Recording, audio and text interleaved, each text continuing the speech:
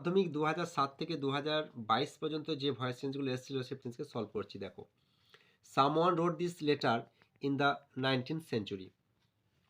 দেখো কোশ্চেনটি simple past টেন্সে আছে, তাহলে সামওয়ান রোড দিস লেটার, তাহলে এই দিস লেটারকে সামনে নিয়ে আসবো সাবজেক্ট হিসাবে। দিস লেটার ওয়াজ বসাতে হবে যেহেতু সিঙ্গুলার, আর রোটের থার্ড ফর্ম হচ্ছে written by someone. By someone, তারা বাই সামওয়ানটা নাও ব্যবহার করতে পারো, তারপরে লিখবে ইন দ্য 19th সেঞ্চুরি। পরেরটা দেখো, we call the tiger our national animal. তাহলে এ দেখো সিম্পল প্রেজেন্ট টেন্সে আছে, তাহলে tiger is called our national animal, our national animal by us. আমরা উইকে কিসে চেঞ্জ করে দেবো? আসে চেঞ্জ করে দেবো। I received a phone call, simple past টেন্সে আছে, তাহলে ফোন কলটা এখানে অবজেক্ট, আমরা সাবজেক্ট করব। এ ফোন কল, যেহেতু এটা সিঙ্গুলার সেজন্য ওয়াজ ব্যবহার করব। আর রিসিভড এর থার্ড ফর্ম হচ্ছে রিসিভড, সেটাই লিখবো আমরা।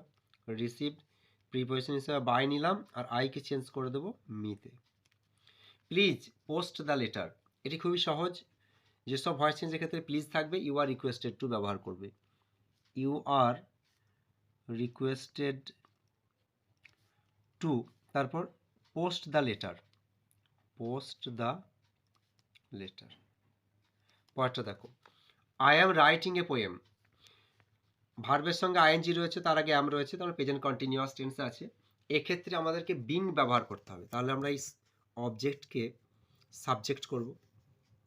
এ পোয়েম, তারপরে পোয়েমের পরে ইজ ব্যবহার করতে হবে। আয়ের পরে অ্যাম হয়েছিল, কিন্তু এ পোয়েমের পর ইজ ব্যবহার করবে, আর আইএনজি আছে সেজন্য বিং ব্যবহার করবে। তাহলে এই যে রাইটের থার্ড ফর্ম হচ্ছে রিটেন ব্যবহার করবে, তখন রিটেন প্রিপোজিশন হিসাবে বাই নেব, আর আইকে চেঞ্জ করে দেবো মিতে। The teacher gave Suresh an exercise book. তাহলে তোমরা প্রথমে সুরেশ লিখবে, তাহলে দেখো সিম্পল পাস্ট টেন্সে ওয়াজ ব্যবহার করলাম, ওয়াজ।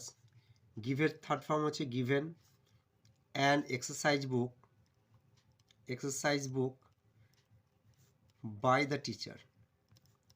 এটা অন্যরকমভাবেও করা যেতে পারতো, আমরা যদি আগে অ্যান এক্সারসাইজ বুকটাকে নিয়ে আসতাম। তারপরে দেখো, please maintain silence in this room. Please আছে, ইউ আর রিকোয়েস্টেড টু ব্যবহার করবে। ইউ আর রিকোয়েস্টেড টু, তারপর এই যে maintain silence in this room ব্যবহার করে দেবে, to maintain silence in this room. পরেরটা দেখো, আই নো দ্য ম্যান। এটা সিম্পল প্রেজেন্ট টেন্সে আছে, তাহলে দ্য ম্যানটা হচ্ছে এখানে অবজেক্ট, আমরা সাবজেক্ট করব দ্য ম্যান। তাহলে সিম্পল প্রেজেন্ট টেন্সে থাকলে ইজ আমার থেকে একটি নিতে হবে, তাহলে আমরা যেহেতু ম্যানের কথা বলা হচ্ছে ইজ নেব, ইজ। আর নো এর থার্ড ফর্ম হচ্ছে নন।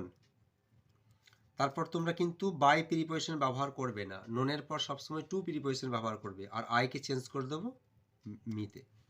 মাই friend gave me a story book.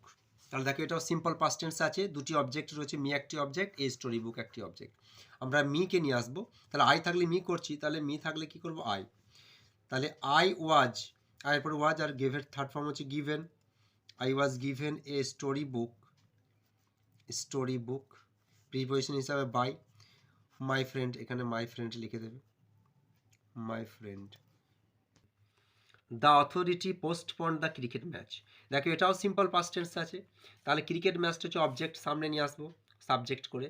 The cricket match, তাহলে ওয়াজ লিখবো, কারণ হচ্ছে ক্রিকেট ম্যাচ সিঙ্গুলার সেজন্য ওয়াজ লিখলাম, আর এটা প্লুরাল হলে আমরা ওয়ার লিখতাম। আর পোস্টপন্ডের থার্ড ফর্ম হচ্ছে postponed, was postponed by the authority. পরেরটা দেখো, the poor man carried a heavy load. এটাও সিম্পল পাস্ট টেন্স আছে, তাহলে হ্যাভি লোডটাকে আমরা অবজেক্ট ছিল সাবজেক্ট করব, এ হেভি লোড। তাহলে ওয়াজ সিঙ্গুলার সেজন্য ওয়াজ ক্যারিড, ক্যারিডের থার্ড ফর্ম ক্যারিডি, বাই প্রিপোজিশন হিসাবে বাই দ্য পোর ম্যান। পরেরটা দেখো, the teacher delivered a lecture to a group of students. তাহলে এটাও সিম্পল পাস্ট টেন্সে আছে। তাহলে এ লেকচারকে আমরা সাবজেক্ট করব, a lecture was delivered to a group of students by the teacher. ভিডিওটা ভালো লাগলে লাইক শেয়ার এন্ড সাবস্ক্রাইব করবেন।